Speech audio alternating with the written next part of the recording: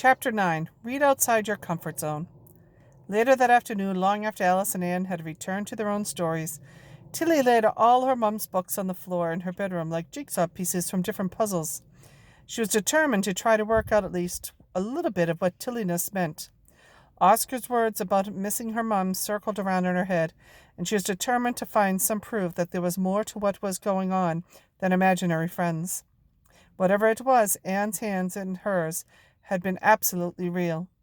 Tilly studied the books out in front of her. They were by different authors, from different publishers, and they were different ages and colors. There were adventures and romances, stories about pirates and princesses, and everything in between.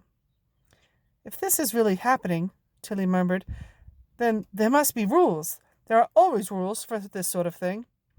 She looked for another book she had already read, and was drawn again back to A Little Princess. You could tell it was a favorite. The cover was coming away from the spine, and there were several rips in the pages. Wondering if she needed to be in the bookshop for whatever was happening to kick in, she headed downstairs to her reading corner and settled herself there. Right, here goes, Tilly said to herself, and opened the book at the first page. She read the first chapter, being sure to pay particular attention to all the details about the main character, Sarah, in case that helped. Then she put the book down and waited, but there was no sign of Sarah in Pages and Company. Okay, maybe I need to read more, Tilly thought, and she began to delve further into the book. But the best part of an hour, and several circuits of the bookshop later, there was still no matching the description of Sarah or any of the other characters. Tilly tried books she hadn't read, books that were hers, books that were fresh off the shelves, but there was not one even slightly fictional to be found. She felt a strange mix of disappointment and relief that there didn't seem to be anything more magical than her imagination at play. Maybe Oscar had been right after all.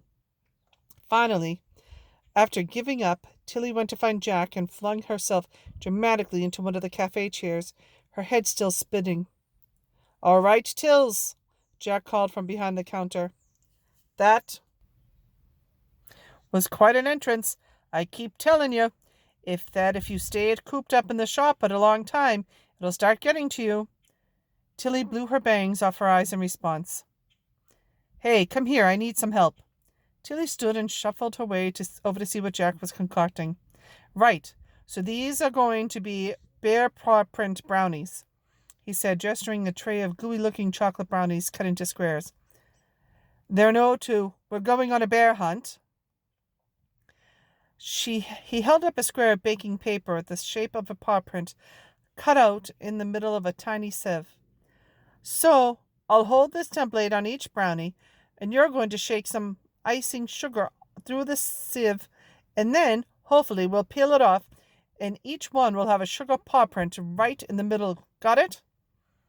I think so, Tilly said, taking the mini sieve and box of icing sugar Jack was holding. Jack carefully placed the template on the first brownie and nodded to Tilly, who tried to shake some icing sugar into the sieve, but far too much came out and ballooned up, making the air taste sweet around them. Jack grinned. Never mind, that's the test one. We can eat it later to check the brownies. Have another go, and maybe shake the box a little slower this time. Tilly gingerly shook the box, managing to get a light sprinkle of sugar through the sieve onto the brownie. Jack peeled back the baking paper pattern and gave Tilly a triumphant high five, causing another ice sugar cloud. Who's your favorite book character, Jack? Tilly asked him as he worked. Tough question, Tills.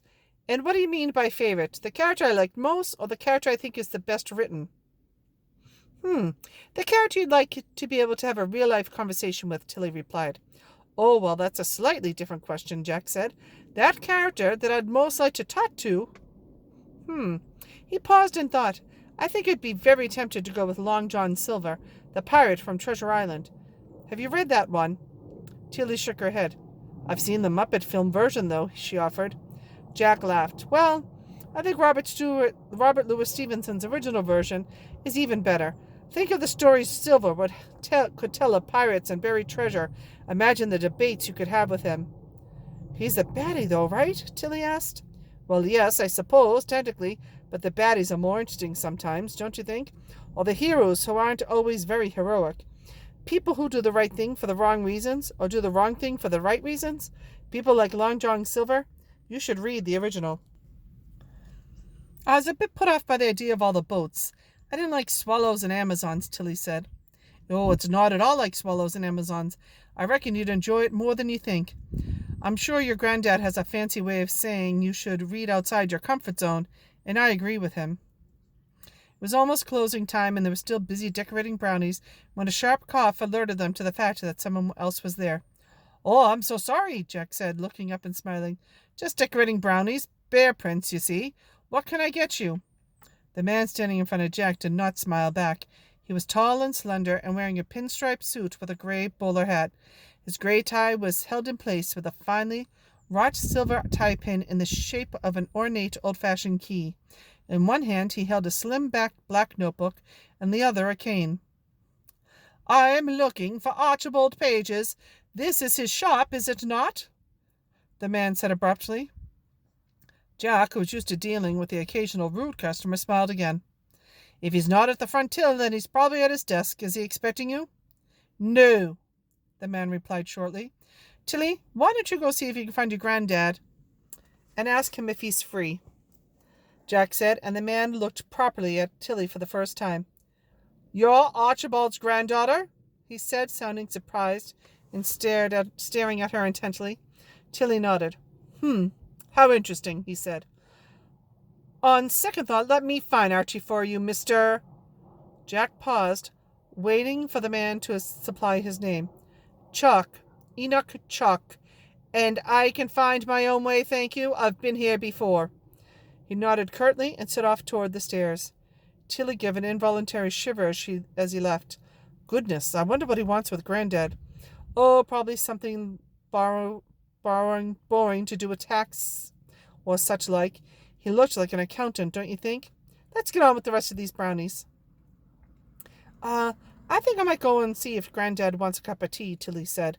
I feel like he might need one. Good idea, Tills. I'll get a pot brewing. Tilly didn't exactly mean to sneak up on them, but she did find herself walking particularly carefully and quietly and staying out of sight of Granddad's desk. Mr. Chalk made her feel rather strange, and she wanted to know what business he had with Granddad. By the time she reached the desk, their conversation was already heated. There have been disturbances in the sources, Archibald. Things that few people would notice, but which have not escaped my attention. Enoch, I don't know what you're talking about. You come barging in here talking about disturbances, although it was 10 years ago. I'm not part of this anymore, and you know it. Tilly leaned closer to the bookshelf she was hiding behind. I know that you should not be part of this anymore, Archibald, but I also know that you could never resist meddling in things that don't concern you, or turning a blind eye to those that should be dealt with. Enoch, I have not caused enough problems for me and my family that I have to endure you cropping up in my bookshop. Speaking of family, Archibald. But at that moment Tilly wobbled and, putting her hand out to steady herself, pushed several books out of the other side of the shelf, which rained down by the strange man's feet. I was just checking to see if you wanted a cup of tea, she tried to say calmly as both men looked at her, and she bent down to pick up the books and hide the red of her cheeks. No, I am leaving, Chuck said, with a long stare at Tilly, but without another word he picked up his notebook, his cane, and walked toward the stairs. Who was he? Tilly asked. Granddad's face was white. I used to work with him a long time ago. We were the best of friends, as you could probably tell. What did he mean about disturbances? Were you listening to our conversation, Tilly? Granddad said sharply. No, I just sort of overheard some of it as what I was coming over to, ask about a cup of tea. That conversation was private and for you not to worry about.